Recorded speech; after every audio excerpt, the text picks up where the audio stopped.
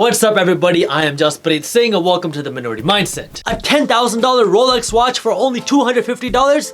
Ooh, should I buy it? Okay, yeah, it's not a real Rolex. It's one of those fake Rolexes from China, but it has a Rolex looking logo on it and it says looks just like the real thing in big bold letters. Okay, it's not the exact same, but you gotta be a watch expert to tell the difference, and Rolex is already making so much money. What's the big deal if I buy a fake? Plus, if I got a fake Rollie on, people are gonna think I can buy a Rolex. Huh.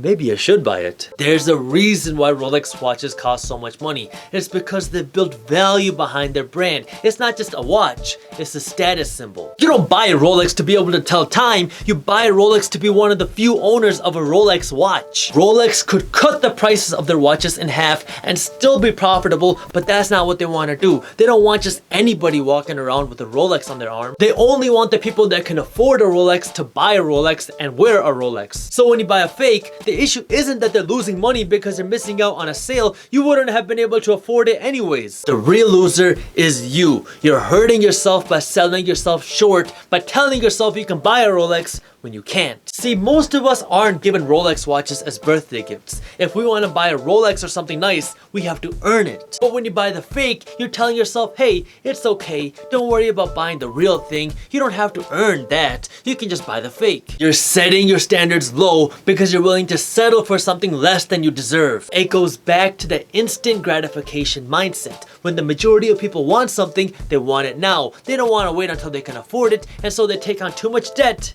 or they buy the fake. Come on, Jasprit, why you always gotta ruin everything? It's just one watch, man. I'm still hustling for something bigger. You don't get it. You can't just put in the hustle and the sacrifice when you feel like it. This is a lifestyle. I used to be on a competitive dance team where we did a Punjabi folk dance called Bhangra.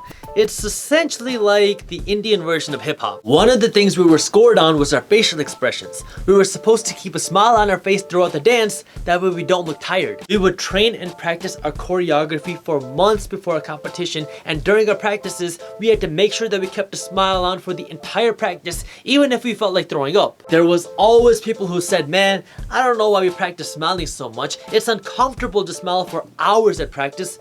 I'll smile when I'm on stage. On stage? How are you gonna perfect your smile on stage during game time if you don't practice it? Yeah, it's uncomfortable and it's hard now, but you gotta put in the effort now so you can build that muscle memory so it's easy and it's something that you can do. Now when you're on stage, you don't stop smiling. It's second nature. You put in the work before game time. You can easily spot somebody who didn't practice smiling because they're the ones that look like they got punched in the gut on stage.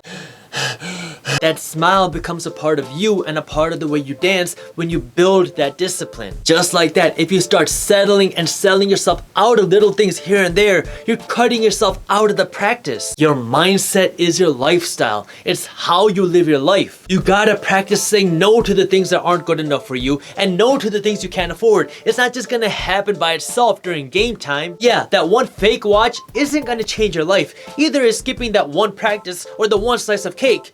But for the majority of people, that one becomes two, and that two becomes three, and then that three becomes a lifestyle. You gotta discipline your mindset, and that only comes from practice. Yeah, it's hard to not be able to get what you want right away. It might take you 1 or 5 or 10 years to finally get what you want. But if you start selling yourself short now, what's stopping you from doing it again later? And what's stopping you from doing it again when it involves something more important in your life? Every time I say the goal is to be rich, not to look rich, why do so many people get offended? Because it's the harsh truth that people don't like to hear. You want the Louis Vuitton belt and the Gucci shoes and the Rolex watch? Then go out and earn it so you can afford it. Stop selling yourself short by giving yourself the instant gratification of impressing your friends and telling yourself you got the real thing when you don't. The people who laugh at you for having the beat up things today are gonna be the same ones who are envious of you when you can earn the real thing later. This isn't just about being able to buy materialistic things. This is about your mindset and not selling yourself short.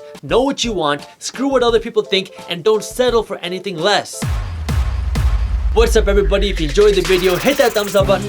And do you agree with me about buying fakes? Let me know in the comments below. And if you found this video helpful, please share it with at least one friend so we can help spread the word. By the way, the name of our dance team is Fortile and I linked one of our dances in the caption below if you want to check it out. And every single week I release new videos on entrepreneurship, business, and money. So hit that subscribe button and the notification bell so you do not miss them. Check out some more latest videos by clicking these buttons below. And as always, keep hustling.